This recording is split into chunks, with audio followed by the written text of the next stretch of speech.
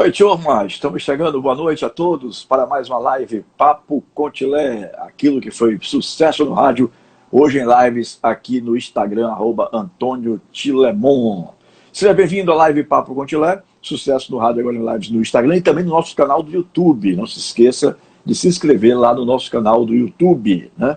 E também nós estamos com o podcast no Spotify. O bate-papo mais franco com personalidades do esporte, da música e do entretenimento no país. Bom, hoje eu vou conversar com o meu filho, Léo Tilemon, que já está aí na nossa câmara, aí, né? Na câmara lá dele, em Ohio, nos Estados Unidos, né? Para a gente conversar sobre... Foi bem na pronúncia aí. Depois de ensaiar muito. Vamos conversar hoje sobre alguns assuntos interessantes. Por exemplo, onde ele mora hoje, nos Estados Unidos, o país que mais está sofrendo com o coronavírus, né? São 2 milhões, números estratosféricos mesmo, 2 milhões 180 mil infectados para 119 mil mortes até aqui. É realmente algo preocupante. Agora, eu tenho dito aqui, meu filho, para algumas pessoas amigas, e aí achômetro, claro, né? Que eu acho que isso não vai ficar de graça, não. Americano perder mais de 120 mil, porque esse número será ultrapassado, mais de 120 mil americanos, sem ser numa guerra, né? A guerra aí contra um inimigo invisível, eu acho que americano não vai deixar isso à toa, não. Mas isso é outra história. Vamos adiante, né? Vamos conversar sobre o futebol nos Estados Unidos, futebol de faculdade, né, universitário, e o futebol profissional. Lá já tem uma data, me parece, pré-estabelecida para voltar. A MLS parece que definiu o dia 8 de julho. O Léo fala daqui a pouco sobre isso. Mas eu queria fazer uma pergunta dessa, até para quem está assistindo assim, vai dizer, como é que você faz uma pergunta dessa? Me lembrei agora, doutora Rodelisa. Quem é Léo Tilemon? Né? Eu disse, mas doutora, a gente não está fazendo a live para nós dois só, não. Então eu preciso que Léo Tilemon se defina para aqueles que estão nos assistindo agora. Boa noite, filho. Boa noite, meu pai. Um abraço para todos aí que estão assistindo a gente, né? A gente está acostumado a só ouvir de rádio. Eu que sempre estive na produção do programa, me coloco hoje numa situação diferente, né? Continuo, mas hoje em particular na frente da câmera, que é uma situação que realmente para mim é nova. Principalmente depois de assistir uma live de ontem com o Leleco Júnior, que foi espetacular. Ele subiu realmente as expectativas das pessoas que acompanham a gente. E aproveitar e mandar um beijo para ele, né, que teceu alguns comentários bacanas sobre mim ontem na live. Leleco, um beijo. Mas, assim, muito feliz de estar aqui com essa oportunidade de falar de uma coisa que mudou minha vida, né, para sempre, que foi o intercâmbio esportivo. E poder dividir. Vocês sabem, meu pai, que eu tenho essa missão de tentar ajudar as pessoas a viverem essa oportunidade que eu vivi aqui nos Estados Unidos, e fico muito feliz de poder estar comentando sobre esse assunto. Falar de mim, assim, eu sou uma pessoa muito sortuda, né? Eu me considero um cara muito sortudo. Eu tive a oportunidade de começar no futebol muito cedo, né? Com 11 para 12 anos, quando tive a oportunidade de fazer um teste no Vitória. Teste esse intermediário, você lembra, para o doutor Adailton, pai de Adailton, zagueiro, conseguiu um teste para mim lá no Vitória com o professor Chiquinho Sersósimo, treinador de goleiro, que fez, na época, a minha avaliação, e eu fui aprovado. Lá foi dado o início de uma caminhada longa no Vitória, onde eu fiquei na divisão de base por 6 anos, mais ou menos, né, todos os anos juntos. Tive a oportunidade de conhecer pessoas brilhantes como o Luciano Júnior, que já esteve aqui com a gente, Papo Contilé, treinador de goleiro, Sérgio Passarinho, professor Wesley Carvalho, o próprio João Paulo, que hoje está coordenador do Palmeiras, também era lá da época. O nosso mestre maior, Newton Mota, né, que não pode deixar de ser mencionado, que, né, foi um mentor de todos nós nesse processo. E atletas também de alto nível, né, na minha categoria 87, em particular, tinham atletas assim, que hoje continuam brilhando no futebol mundial, né, a exemplo do Davi Luiz, que era parte da nossa equipe. A gente tem o Wallace, que foi campeão mundial pelo Corinthians, hoje está na Turquia. Kaique, que jogou no Vasco, né, Goiás, entre outros clubes. Então, assim, saíram vários atletas, Anderson Martins está no São Paulo, né, vários atletas de qualidade daquele time, que realmente, assim, favoreceu muito o meu desenvolvimento como atleta. Até que em 2007, eu já estava no Júnior, né, eu me lembro que a gente estava fazendo esse planejamento, né, que a gente vai fazer da minha carreira para frente. Eu já tinha passado em alguns clubes no Sendas, no Rio de Janeiro, por 2 anos de meio que empréstimo, né, tecnicamente um empréstimo, depois retornei para o Vitória. Mas a minha carreira assim, se encontrava na situação, né, que a gente tinha que tomar uma decisão do que ia fazer. E naquele momento, nossa amiga Thelma Oliveira, que hoje ainda é treinadora de futebol aqui nos Estados Unidos, veio com uma proposta. Ela, naquele momento, em 2007, ela jogava ainda, né, futebol universitário aqui nos Estados Unidos. E aí ela falou: Léo, eu mostrei o seu DVD do último Campeonato Baiano que você jogou aí, até pelo Colo-Colo. Abraço a Zé Maria, lá, presidente do Colo-Colo, na época, não sei como é que tá hoje, mas ela falou assim: ó, eu mostrei o seu DVD do Baiano que você jogou, se destacou, e o treinador da universidade aqui se interessou. Você quer vir para cá, para os Estados Unidos? Aí você bem sabe da minha admiração por esse país aqui. Naquele momento eu não pensei 2 vezes. Eu falei: ó, eu tenho ainda lenha a queimar aqui entre profissional, tenho, mas a incerteza, né, as dificuldades que é se tornar um atleta profissional no Brasil, a gente conhece bem, principalmente estando no meio, né, e ali aquele relacionamento na Antunes, vendo você fazer os negócios, e logicamente que aquela vida profissional me entusiasmava, né, crescer olhando Jorge Wagner, Fábio Costa, todos aqueles negócios que a empresa na época vocês faziam lá, né, junto com os outros sócios.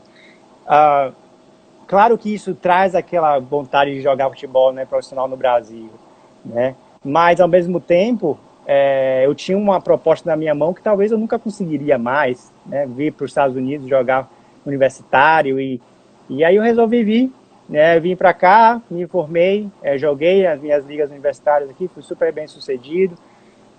Meu time também ajudou, consegui recordes nacionais, foi uma experiência fantástica, que a gente vai falar mais sobre ela hoje na live. Assinei o contrato profissional, né, em Porto Rico, depois de me formar. Tivemos lá um sucesso também com o meu grande amigo Maurício Salles, que deve estar aí nos assistindo. Ele disse que iria. Um grande beijo para você, Mal. Você é uma pessoa muito importante na minha vida. Eu deixo aqui esse registro. Foi Maurício que conseguiu ajudar a assinar o primeiro contrato profissional lá em Porto Rico. E depois, aquela passagem por Nova York, no futebol de indoor, que é bem específico aqui nos Estados Unidos também. Vieram as lesões, né? As lesões do joelho, infelizmente, 3 lesões de LCA é difícil recuperar e jogar em alto nível, né? Então, chegou uma hora que eu tomei a minha decisão, né? A gente conversava muito sobre isso, para voltar, para permanecer aqui nos Estados Unidos, mas como agora treinador universitário, e tem 4 anos, que já vou para a minha 4ª temporada como treinador universitário, não mais em West Virginia agora na Georgia, numa universidade, no 2º ano lá na Albany, né, que tem vencido um projeto muito interessante, e feliz de ter construído uma história no futebol, tanto universitário como no profissional, bem que basicamente, mas mais focado agora no universitário, e podendo ajudar pessoas do mundo inteiro como recrutador internacional, que é a minha maior, além do trabalho que a gente faz no campo aqui na Georgia, hoje é uma das minhas maiores responsabilidades, que é recrutar estudantes atletas do mundo inteiro aqui para os Estados Unidos. Ô, Léo, me explica aí, aliás, explique mais para quem está nos assistindo, porque esse processo eu conheço. Como é que funciona um atleta, por exemplo, um jovem estudante brasileiro, né? Ele quer ir jogar nos Estados Unidos. Qual é o primeiro passo que ele tem que dar? Tem algumas pessoas que eu conheço que têm interesse nisso, diante do seu sucesso, por exemplo, né? Você já pensava nisso quando criança, porque quando você fez inglês aqui no EC, no CCAA, né? Você já pensava nisso, Quando Thelma chegou, e por uma dessas coisas de destino, coisas da vida, que eu prefiro atribuir a coisas divinas, né?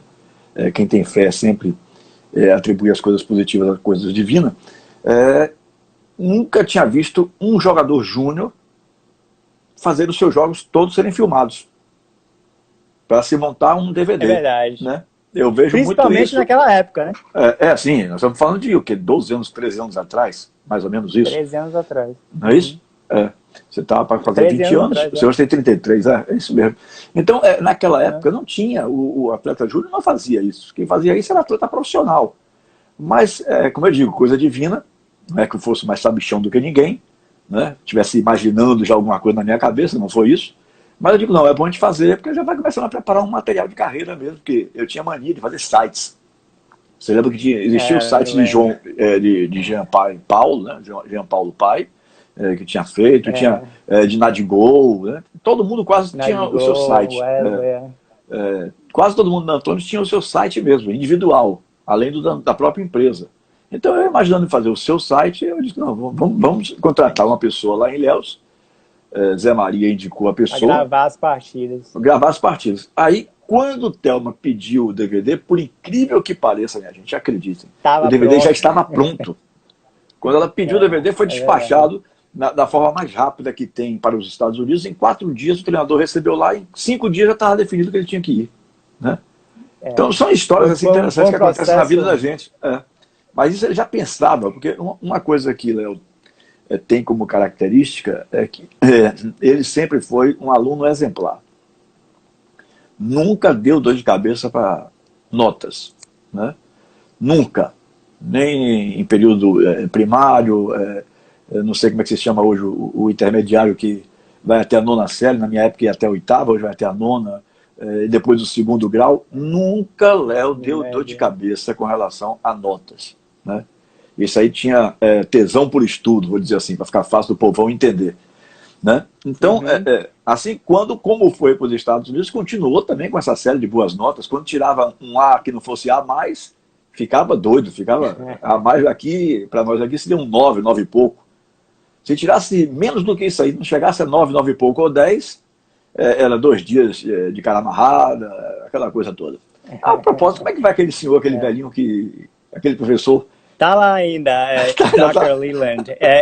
Tá lá ainda, fala 5 idiomas, ensina, comenta muito sobre a guerra que ele participou do Vietnã, é uma figura extraordinária para conversar. Ele está competindo com a Rainha Elizabeth, vai ver quem vai viver mais, né?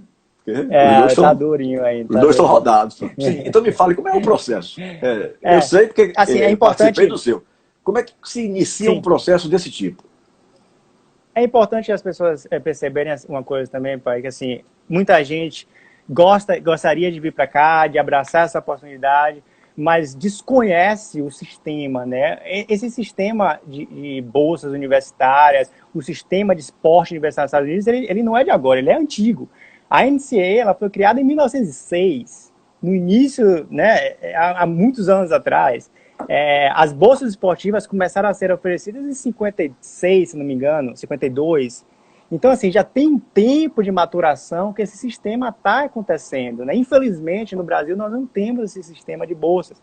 Ou até tem, fazer uma ressalva. Eu me lembro que a FTC, na época, em Salvador, ela tinha algumas bolsas de estudo, mas nada comparado com a estrutura que a gente tem aqui, né? Isso aí, realmente, assim, não pode se comparar o ambiente universitário, com as estruturas, com tudo que a gente tem aqui, com o que é oferecido hoje no Brasil, o que é triste porque seria uma ferramenta de formação, de desenvolvimento pessoal desses jovens no Brasil através do esporte, né? Mas isso aí é para outra live. Eu acho assim, o cara que quer vir para os Estados Unidos, né, quando um treinador, e aí eu vou colocar o chapéu de treinador ou o chapéu de recrutador, né? Quando a gente faz uma análise de um atleta que quer vir para os Estados Unidos, o que é que a gente olha? Né? É uma avaliação holística que é feita. Né? Primeiro, esse atleta tem que ter a ideia, mudar o paradigma. Por algum motivo, meu pai, as pessoas pensam que vir para cá jogar nos Estados Unidos é passear, vai ser fácil, vai chegar aqui e vai arrebentar, vai ser o melhor jogador da liga, e isso não é verdade. Hoje, a competição para uma posição de estudante atleta nos Estados Unidos é uma competição global. Quando eu analiso um atleta, um perfil de um atleta para trazer para o meu time ou para indicar para outra universidade, esse atleta tem que me provar por que ele merece a vaga e não o atleta na Alemanha que está lá treinando todos os dias com as notas lá em cima? Por que o atleta brasileiro vai ser o escolhido e não aquele cara da África do Sul, que eu acabei de trazer que tem a nota lá em cima, que é envolvido com a comunidade, que é um zagueiro excepcional e que já fala inglês como língua nativa. Então, hoje, existem várias barreiras que o estudante atleta tem que superar para poder abraçar essa... Aqui não é filantropia, não, cara. Entendeu? O cara que é escolhido, ele tem que dar resultado. E como é que essa avaliação é feita? Primeiro, o ponto mais importante, o cara saber que ele é um estudante atleta e não um atleta estudante. Então, para ser admitido na universidade, para a gente começar a conversa, ele tem que ter um nível de escolaridade. Ele vai ter que... A liga e as universidades têm requerimentos a serem batidos para ele até poder jogar. Então, tem nota mínima que tem que tirar. Ele tem que estar com um desempenho no high school legal. Ele tem que ser formado no ensino médio, né? É um dos requerimentos. Se formar no ensino médio com uma nota mínima. A depender da liga, essa nota varia de cada liga universitária. Mas assim, o nível de inglês bacana é uma outra coisa que o treinador vai avaliar, né? Qual é o seu nível de inglês? As próprias ligas universitárias, elas exigem, através de teste de admissão, que você comprove que você tem uma proficiência de inglês. Então, esse atleta que está se preparando para ir para cá, em determinado momento na preparação dele, ele vai ter que fazer algumas provas, alguns testes de admissões requeridos pelas ligas aqui, né? Desempenho no campo, né? Eu acho que esses são os três requerimentos para que você possa ir batalhar por uma vaga. Você tem um nível de inglês interessante. Ah, Léo, eu conheço uma pessoa que veio para os Estados Unidos que não fala inglês. Acontece.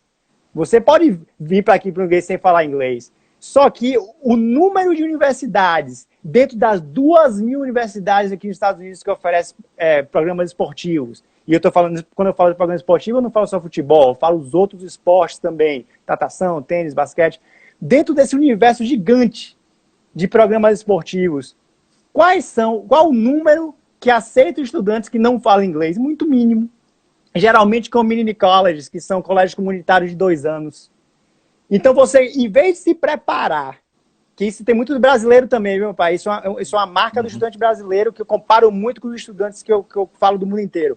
Em vez de você tirar um tempo para fazer um planejamento adequado, estudar a língua, para poder aí você tentar vaga nesse mundo inteiro de universidades, você quer o rápido, você quer o atalho, você quer ir para a universidade que não pede inglês, né? Então isso assim, que é um número muito mínimo nesse universo. Então você está fechando muitas portas. Então, primeiro, de forma bem sucinta, nível de inglês, estuda inglês, cara.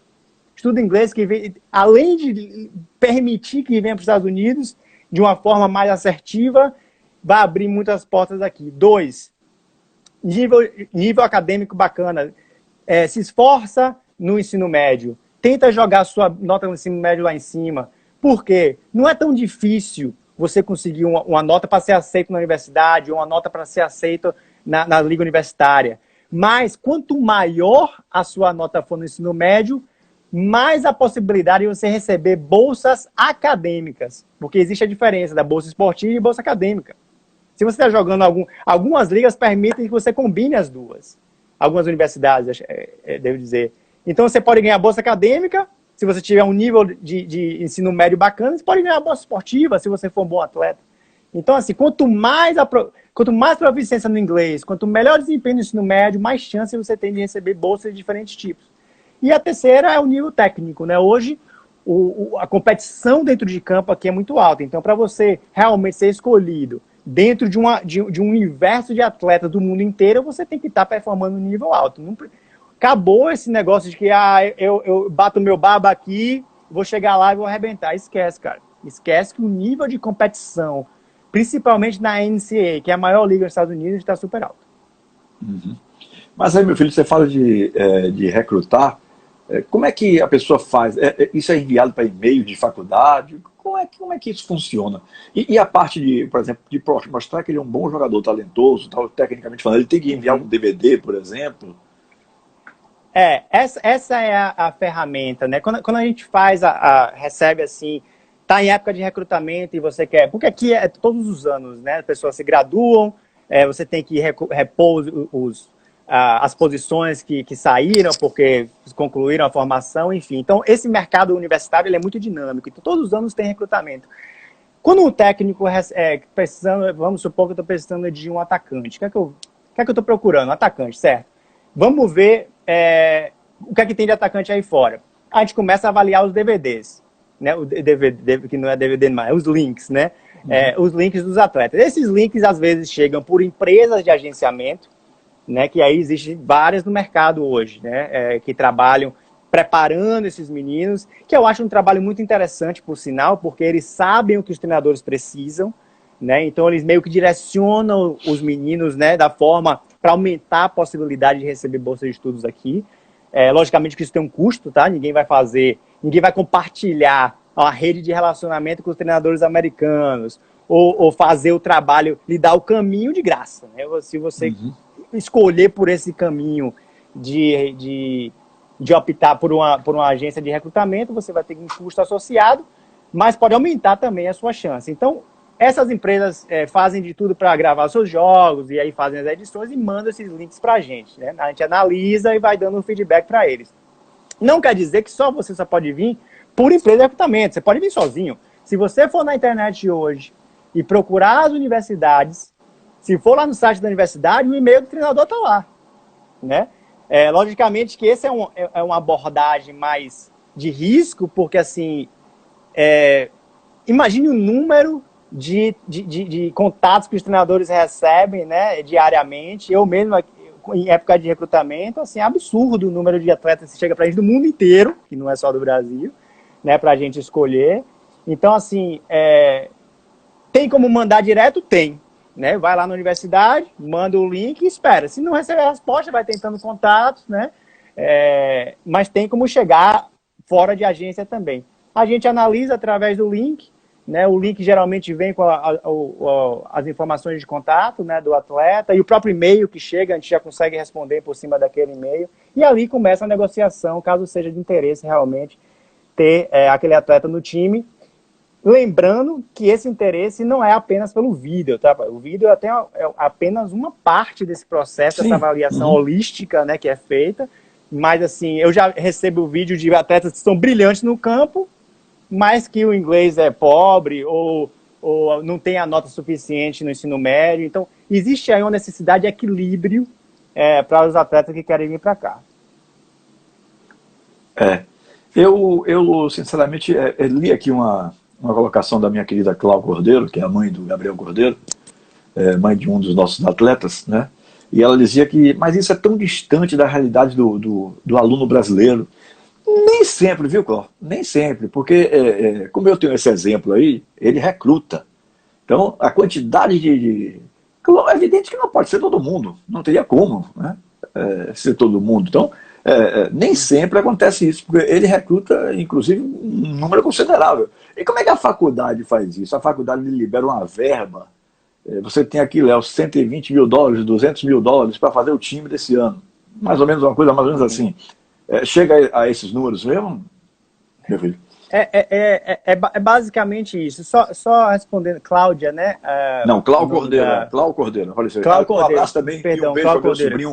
Um abraço para meu sobrinho e um beijo também para ele. Hugo Léo, está dizendo aqui. Hugo Léo entrou aí para lhe assistir. Isso é fenômeno. Esse é fera. Não, esse é fera. Esse aí é diferente. Cláudio, eu falo assim, não é distante, cara. Sabe por que não é distante? Porque se o planejamento for bem feito, você consegue realizar esse sonho. Por exemplo, ano passado eu fiz uma transferência de um atleta que tinha sido até atleta meu, no AD2, né, na divisão 2, e queria se transferir para uma divisão 1. Só que na divisão 1, o custo da universidade lá que ele estava querendo ir, que ele tinha interesse de ir, era $65 mil por ano. Ele chegou para mim e falou assim, isso no início da temporada, ele chegou para mim, Léo, coach, né? Ele se chama de coach. Eu quero ir para essa universidade ano que vem. Eu falei, cara, vamos fazer um trabalho bem feito. E aí, vamos. Se você conseguir as premiações individuais e a gente tiver uma boa colocação no final do ano, a gente liga lá para o treinador e a gente tenta fazer essa transferência para você. Vamos fazer um planejamento? Bora. O que é que precisa ser feito? Vamos traçar algumas metas aqui. Você tem que conseguir esse prêmio, melhor goleiro da temporada. Você tem que conseguir esse... A gente estabeleceu algumas metas. Ao mesmo tempo, a família dele começou a juntar um dinheiro também. E ele começou a fazer alguns trabalhos dentro do campus, que são trabalhos permitidos. A gente pode conversar mais sobre isso depois. Então, foi feito todo um planejamento para que daqui a 12 meses, Bernardo, eu vou até falar o nome dele, não sei se ele está aí, se tiver, um grande abraço, para Bernardo eu poder ir jogar numa Divisão 1, lá perto de Boston. 12 meses depois, Bernardo estava em Boston. Por quê? Porque ele foi o melhor jogador.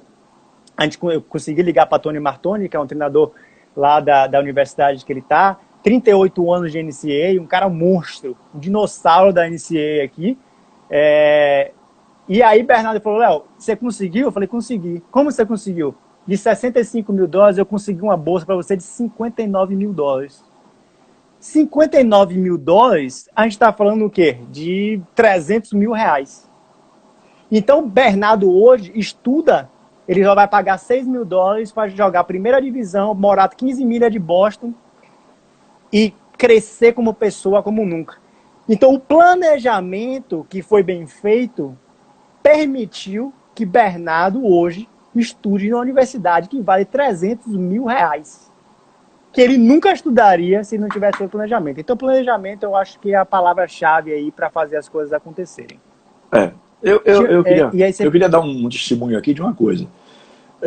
Eu me lembro, não me lembro o valor que eu paguei no primeiro momento, mas a sua premiação de melhor goleiro, o seu recorde, que não era quebrado há muitos anos, depois proporcionou que você tivesse tudo isso sem precisar acrescentar nada, né?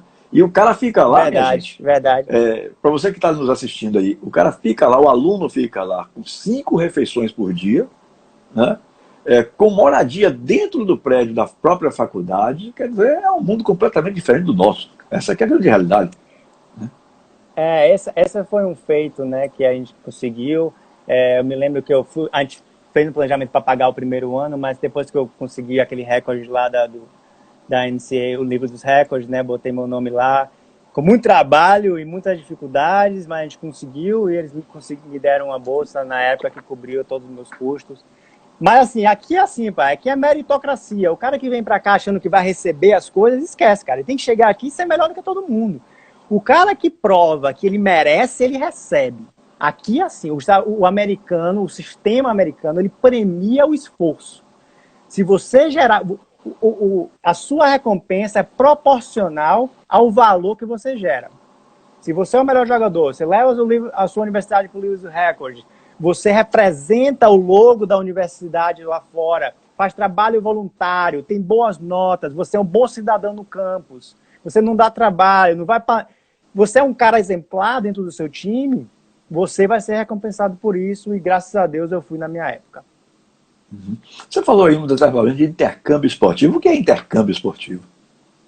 O intercâmbio esportivo seria a definição, né, dessa oportunidade de conciliar o desenvolvimento acadêmico com a aptidão esportiva, né, de poder vir para cá e ser um estudante atleta.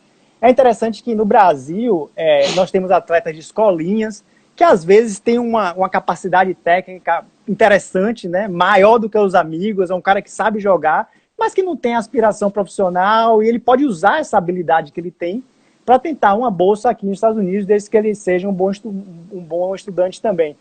E atletas de base também, né, pai? A gente vê que atletas, como eu fui, né, atletas de base, que tem um potencial gigante no campo, mas que não está tendo a oportunidade de se tornar profissional no Brasil, ele pode utilizar essa habilidade especial, né, que ele tem de ser jogador de futebol ou qualquer outro esporte, para tentar uma bolsa e se tornar um estudante atleta aqui nos Estados Unidos. Quero mandar um abraço aqui, alguns abraços. Figuras maravilhosas estão entrando aí. Dico Maradona, meu compadre Dico. Duda Magalhães, grande Duda. Né? E olha que figura maravilhosa aí, meu amigo e irmão Silvio José Marques. Dupla fera, viu? Silva. A gente Silvio. sempre se fala. Ele estava na diálise, mas graças a Deus deu tempo dele chegar para assistir a nossa conversa. Baiano, nosso querido volante baiano, Oh, João, que está se recuperando aí de uma lesão no joelho, está quase no ponto já para voltar a jogar. Ele disse que você parece muito comigo, viu? Ele disse que é a cara de um, é a cara do outro. Feliz, Só que com essa estou barba feliz de aí ver a fica difícil, evolução mas dele. com essa barba aí não pode comparar nada, ó, tudo liso, viu? Aqui é o modelo 2020. Aí é diferente, é liso em cima, mas tem cabelo embaixo. Aqui é a questão contrário. de ângulo, é questão de ângulo só. Sim, meu filho. Então, e o estudante atleta brasileiro, né, ele tem facilidade de trabalhar nos Estados Unidos enquanto ele está fazendo a faculdade? Pode acontecer isso? Assim, essa é uma pergunta muito recorrente, né, pai? Principalmente pela necessidade de dinheiro que algumas pessoas têm, né, para poder aumentar o orçamento e pagar as despesas da universidade, caso elas não tenham a bolsa completa, né? Que existem as bolsas parciais também, né? Como eu vi no primeiro ano. Então, assim, essa pergunta eu sempre recebo. Eu como estudante nos Estados Unidos, posso trabalhar? Tecnicamente, não. Né? Cada visto americano de não imigrante, ele tem as suas peculiaridades, as suas restrições.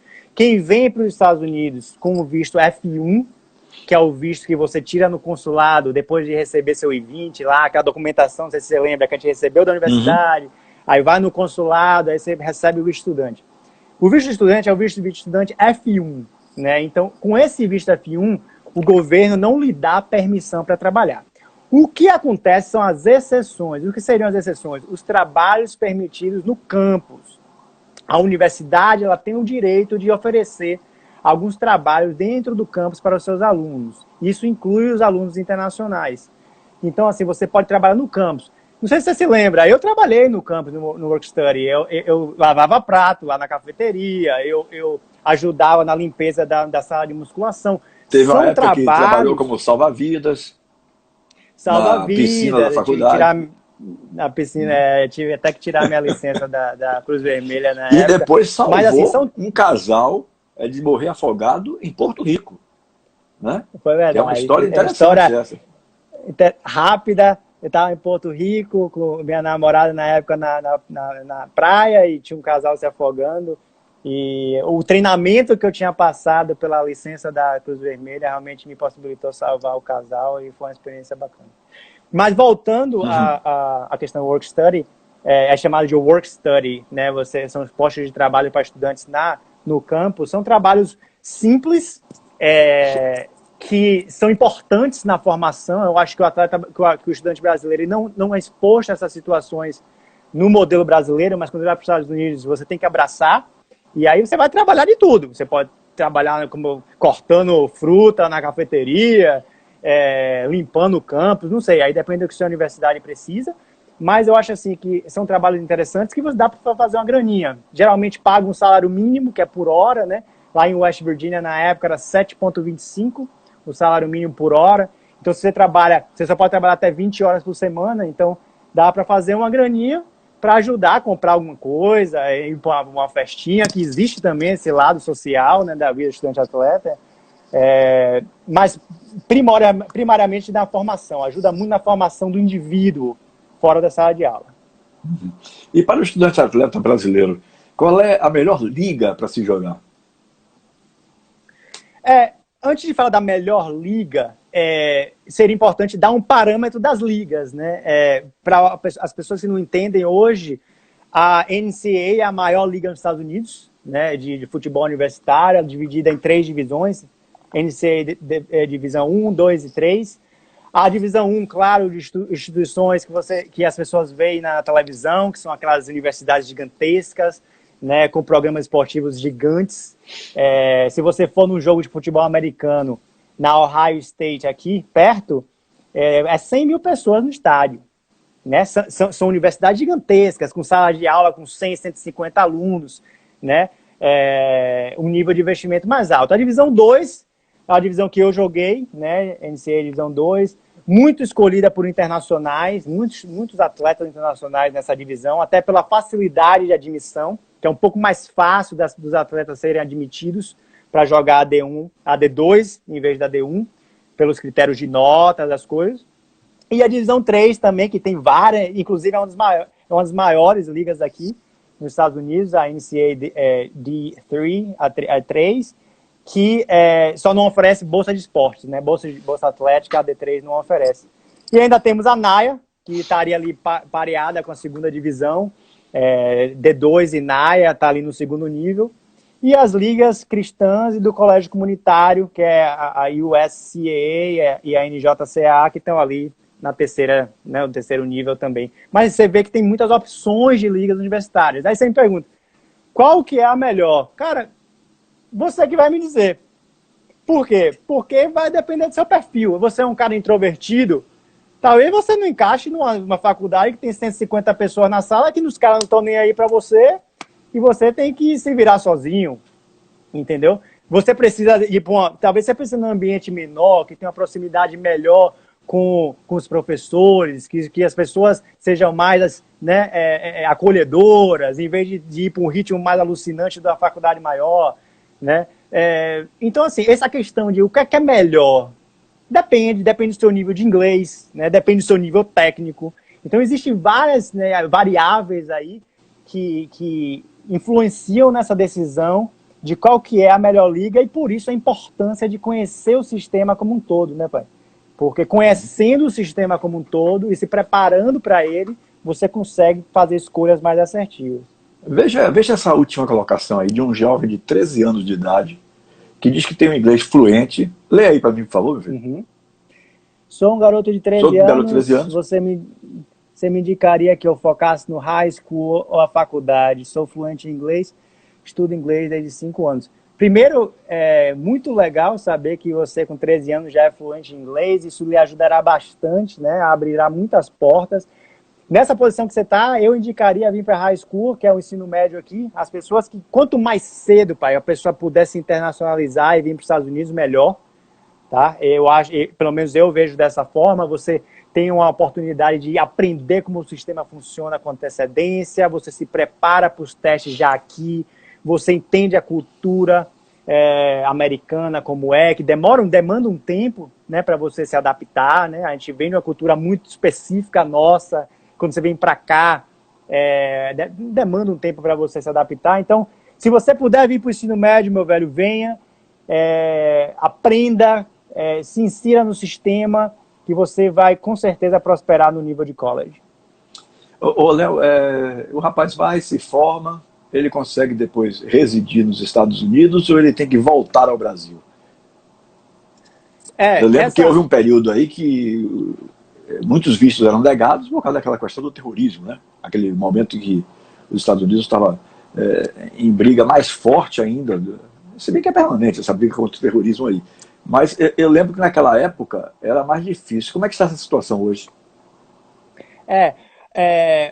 Quando um estudante atleta ele decide vir para os Estados Unidos, ele tem que olhar essa experiência como uma experiência para a vida inteira, um caminho que ele pode traçar não só para os 4 anos da universidade, mas como um objetivo de vida. Graças a Deus, o governo americano aqui, ele permite, através de meios legais, que você permaneça nos Estados Unidos após a formação. Né? Existe uma extensão de vistos chamada de OPT, que é um treinamento prático. Vamos supor, você é formado em nutrição, o governo lhe dá uma oportunidade de trabalhar na sua área de nutrição, de trabalhar com essa extensão de visto após a formação, que você vai provar o seu valor no mercado. Provando o seu valor no mercado, as empresas americanas poderão lhe oferecer um visto, se elas acharem que você entrega valor, e esse visto seria um visto de trabalho, H-1B, e existem outros tipos de visto de trabalho também. E você recebendo o visto de trabalho, com 3 anos, com o visto de trabalho, você consegue a sua cidadania, a sua residência permanente, através do Green Card, que é um pedaço de plástico que muita gente gostaria de ter, e com o tempo depois da residência permanente você consegue aplicar para a sua cidadania. Então existe né? Então existe um caminho a ser trilhado após a formação, um caminho legal. Esse é um caminho, pai. E existe outros caminhos, investimento. Se você tem hoje 900 milhões de dólares e quer investir num projeto americano, você consegue um visto de investidor EB5. Então Então, existem diferentes tipos de vistos que permitem que você tenha uma vida posterior à formação aqui nos Estados Unidos. Você está dissertando aí, você está falando, respondendo as perguntas, e eu aqui entabolando na cabeça que eu vejo que nós temos hoje, na Tilemontes, dois atletas, que acho que se encaixariam perfeitamente nessa situação aí. O próprio Gabriel Cordeiro, menino altamente inteligente, eu consigo conversar com o Gabriel sobre qualquer assunto, né? Gabriel Cordeiro e o Fabrício, que é de Seabra. Ele é um pouco mais jovem, tem 15 anos. Fabrício Lobo, exatamente. Esses dois aí, eu acho que assim, tem um perfil certinho para ir tentar a sorte numa faculdade dessa. E quem sabe até no futebol profissional, porque quem sai da Universidade Americana pode jogar no futebol profissional, não pode ver? O caminho pode. É mais fácil? Existe esse caminho, né, pai? Assim, esse é um dos caminhos que o mercado americano profissional ele absorve esses atletas. Para ser muito sincero e dando aqui uma opinião própria, minha, depois também de ver e estudar alguns profissionais no mercado dissertando sobre esse assunto, eu vejo que essa possibilidade de sair para o college, para o profissional, ela diminui ao passar do tempo, ela está cada vez menor, e eu vou explicar por quê. Hoje, existe os clubes da MLS, né, os clubes americanos, de uma forma geral, eles perceberam o valor que existe na base.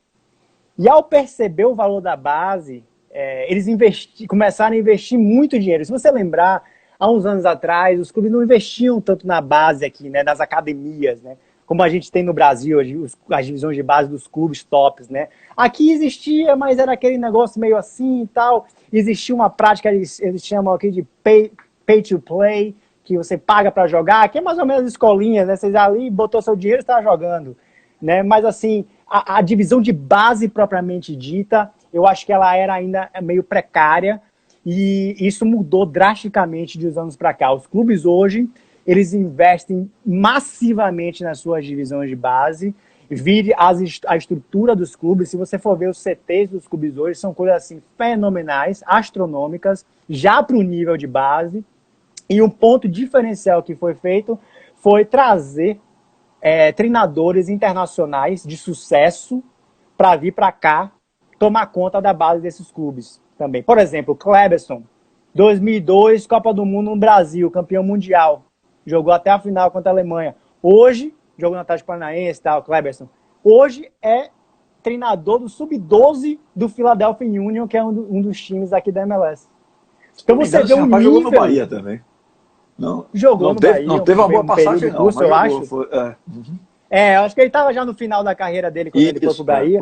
Mas hoje faz um trabalho brilhante como treinador aqui das categorias menores e ilustra bem o nível dos profissionais que estão nessas categorias.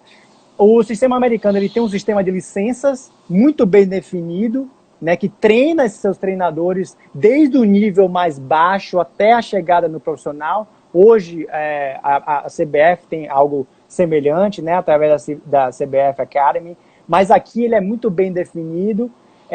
Então, existe assim, um investimento muito grande na base dos clubes hoje, né, que dificulta um pouco, porque o treinador de um time profissional aqui vai optar por um atleta universitário que passou ali 4 anos, né, num ambiente diferente, visto que ele tem aqui um atleta muito bem desenvolvido, que ele já conhece, que ele recrutou dentro da cultura do time, que cada time aqui tem sua cultura, a depender da região que está inserido, que ele já acompanha o moleque há tantos anos, prepara o moleque para jogar no primeiro time. Então, para esse jogador que está saindo da universidade hoje, ser selecionado, e não um cara da base dos clubes, ele tem que ser um cara muito diferenciado. Aqui existe o draft, né, que existe em todos os esportes, não só no futebol, no basquete, no beisebol, que é aquele evento que os clubes têm os picks, né? Se eu não me engano, são 26 rodadas, 104 picks, as escolhas, né? Que os clubes podem escolher os atletas, que eles têm... e os clubes escolhem ainda, mas o college deixou de ser a referência de contratação, que um dia foi, uns anos atrás, para a divisão de base hoje virou prioridade, certamente, para os clubes da MLS. Uhum. Bom, deixa eu deixar claro uma coisa aqui, porque daqui a pouco começam as queixas. Quando eu falei de Fabrício e de Gabriel, eu falei com perfil de alunos, que são excelentes alunos. Nós estamos falando aqui de atleta-aluno, né? Atleta que vai jogar inicialmente numa faculdade, mas depois tentar sorte no futebol profissional. Porque, por exemplo, tecnicamente falando, nós temos um zagueiro extraordinário de 18 anos de idade, que é o Herbert, mas que nunca, aqui para nós, porque ninguém nos ouça, nunca gostou de estudar. Né? Tem uns 2 anos que nem estuda. Diz ele, está me prometendo aí que vai fazer aquele curso que envolve todo o segundo grau, né? Em um ano só. Mas não estou acreditando muito, não. Ele não é muito chegado a estudo, não. É que nem Jeanzinho. Jeanzinho não era chegado a estudo, nunca foi. Mas Jeanzinho pelo menos falava, né? Enquanto você sempre foi chegado do estudo, Jeanzinho nunca quis nada para estudar. A ponto de dita aquela frase célebre, que vida boa desse burrinho, hein, Genário? Genário com ele na rua e viu um burrinho debaixo da árvore. Ele queria que vida a vida boa desse do burrinho. O burrinho não vai para a escola, não tem obrigações. O pai um dia chegou para ele dentro do carro e disse assim, você tem que estudar, você quer, reclamando das notas. Ele falou, para aí, meu avô, nunca foi no banco de uma faculdade. Jeanzinho tinha uma tirada interessante. Só para ilustrar, pai, isso que eu estava dizendo, da prioridade que está sendo dada à base. Para você ter ideia, tem um clube da MLS aqui, existem alguns casos já, que quando eles estão formando um atleta e eles veem que aquele atleta tem um potencial de jogar no tipo de time de cima, e aí, aqui culturalmente, né, os atletas fazem 18 anos e querem ir para a universidade. Para manter aquele atleta no clube que tem como contribuir no time de cima, eles colocam cláusulas no contrato de que se, né, dentro de 5 anos, 3, sei lá, um prazo estipulado, aquele atleta tem alguma coisa que comprometa a atividade dele no profissional, tem lá um fundo de $200 mil para cobrir o college, a universidade dele, se ele não puder mais performar como profissional. Então, assim, olha a segurança que os times da MLS estão dispostos a oferecer para aquele atleta, para que ele não saia mais para o college, ele se mantenha aqui, né, no clube. Isso mostra o comprometimento e investimentos que estão sendo feitos para os atletas da divisão de base dos clubes da MLS. Nós temos mais ou menos 10 minutos aí, porque tem umas 7 ou 8 lábios que não aparecem mais para mim quando fica faltando 2 minutos. Não sei se eu apertei algum botão errado aqui, desmarquei isso e tal, que aparecia, né? 2, 1,59, 1,58, eu ia controlando e nessas últimas eu estou me perdendo na hora de encerrar porque não tem aparecido. Sim, mas aí me diga uma coisa, Léo. Falando de futebol, como é que está o mercado da bola nos Estados Unidos pós-pandemia? Nesse período de pandemia, com essa pandemia, como é que está o mercado da bola aí? Lembrando que a pandemia aqui pra gente começou mais cedo do que começou aí, né? Em março, no início de março, as coisas aqui já estavam começando a ficar bem ruins, aí nós tivemos as paralisações, né? Foi quando a liga parou, e quando a liga parou, foi formar, aí você vê a proatividade do sistema da MLS, que é uma das coisas que me encanta muito, né? O sistema profissional dos Estados Unidos. Foi criados comitês com os próprios executivos dos times, né? Grupos de pessoas especializadas que trataram de assuntos diferentes. Por exemplo, comitê de calendário. O que é que a gente vai fazer? A gestão de crise para o calendário. Como é que a gente vai resolver esse problema que foi trazido para a gente? Como é que a gente vai fazer para resolver o problema do orçamento? Né? Já que os patrocinadores vão parar, a gente vai ter alguma crise financeira de bilhões de dólares que já foram divulgadas aqui, e a MLS vai perder bilhão com essa crise que a gente está passando. E um outro comitê que foi formado para tratar de como reagir na formação dos atletas. Então você vê que a liga ela se antecipou. E isso só acontece, pai, porque a liga ela é centralizadora, ela é uma liga centralizadora. Ela consegue determinar algumas ações porque ela não precisa ir para Brasília, ela não precisa de clube de não sei quantos. As decisões são tomadas internamente. Então, foram tomadas medidas para poder baixar o nível de impacto, né? Relacionamento com o sindicato, né? O sindicato dos atletas aqui nos Estados Unidos ele é muito forte. A liga não dá um passo sem andar com o sindicato aqui. né? Inclusive, chegaram agora a um acordo, né, entre os atletas para poder voltar. A Liga vai voltar agora, dia 8 de julho, né? Veio com um formato interessante que nunca ninguém tinha visto, que só nos Estados Unidos funciona, por causa da centralização da Liga e da estrutura. O que é que vai acontecer? Os clubes vão viajar todos para Orlando, vão ficar no complexo da ESPN, que é um complexo gigante, com acho que tem uns 20 a 30 campos de futebol lá. E os jogos, todos os times vão ficar no mesmo hotel. E os jogos vão acontecer nesse complexo, que só vai ter acesso para os atletas, os times, né, e a imprensa. E aí volta a Liga, outros patrocinadores, vai ser televisionada para os parceiros da MLS do mundo inteiro. Então a Liga recomeça, numa estrutura diferente, mas recomeça. O torneio em Orlando vai ser dividido em estágios de grupo, que aí esses grupos vão ser determinados de acordo com a conferência, né, de cada time, que aqui é dividido por conferência, e vai ter a fase dos playoffs, o mata-mata depois. A fase de grupo conta como rodadas para a Liga, a rodada lá, o calendário da Liga, que já está pré-estabelecido. Essa fase de grupos conta como essa rodada para a Liga continuar, e o time que for campeão desse torneio em Orlando, ele ganha uma vaga na CONCACAF, que é a nossa Libertadores aqui. Então você vê que o comitê, as reuniões, eles chegaram em soluções para o problema que a gente está, né, enfrentando, né? Os patrocinadores voltam a ativar seus relacionamentos com seus clientes. Então essa foi a solução brilhante que a MLS encontrou. Infelizmente outras ligas sofreram mais um pouco, né? A USL parou também, que é a segunda divisão, e vai retornar também em julho agora. Então, assim, existiu um baque muito grande, mas a proatividade e a centralização que permitiu tomadas de decisões rápidas fez com que esse impacto de $1 bilhão fosse menor do que poderia ter sido. Né? Uhum.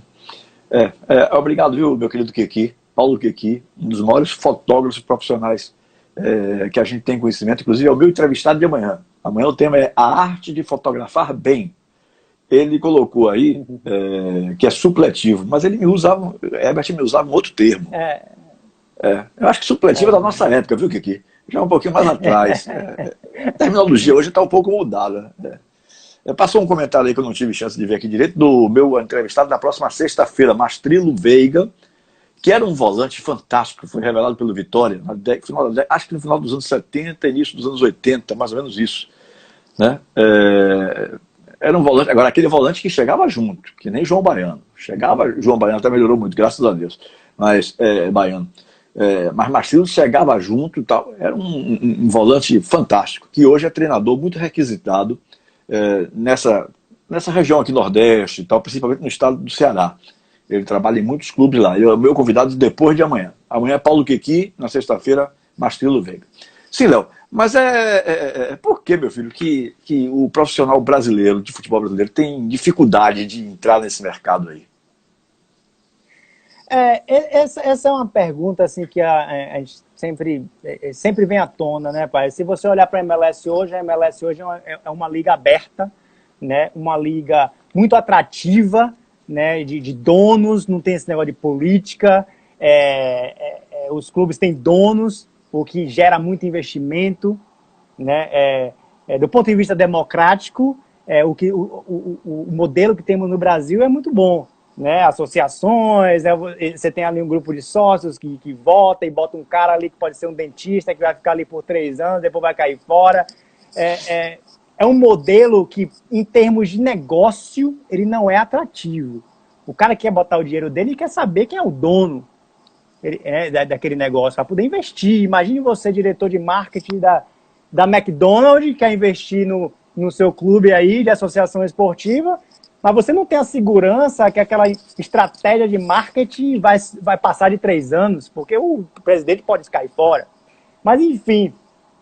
E quando você olha todo esse cenário, você vê que a MLS ela é muito aberta. Né? Existem vários treinadores internacionais aqui. Você tem o Thierry Henry, lá no Vancouver, que é um time de Canadá, mas que joga na liga. Você tem o De Boer, o holandês, que que está no Atlanta hoje, você tem o próprio Schelotto, que jogou na seleção argentina, que é treinador do Galaxy, e por que não treinador brasileiro? Né? A gente sempre faz essa pergunta, e eu acho que tem muito a ver com a capacidade de comunicação. Eu acho que se o treinador brasileiro ele aprender inglês, para mim é o primeiro passo. Tem que aprender inglês, porque vir para cá, meu pai, sem inglês, dependendo de tradutor, você minimiza muito a sua capacidade de mostrar o seu trabalho aqui, né? A interação que você tem com o público, não só com o público, mas com os donos das franquias, com o torcedor, com os próprios atletas. Eu acho que, em termos de restrição para trazer profissional brasileiro, o inglês conta muito. Eu acho também que alguns trabalhos que foram feitos anteriormente não foram trabalhos muito legais, mas eu queria deixar um registro aqui. Eu acredito muito nessa nova geração de brasileiro que a gente tem hoje.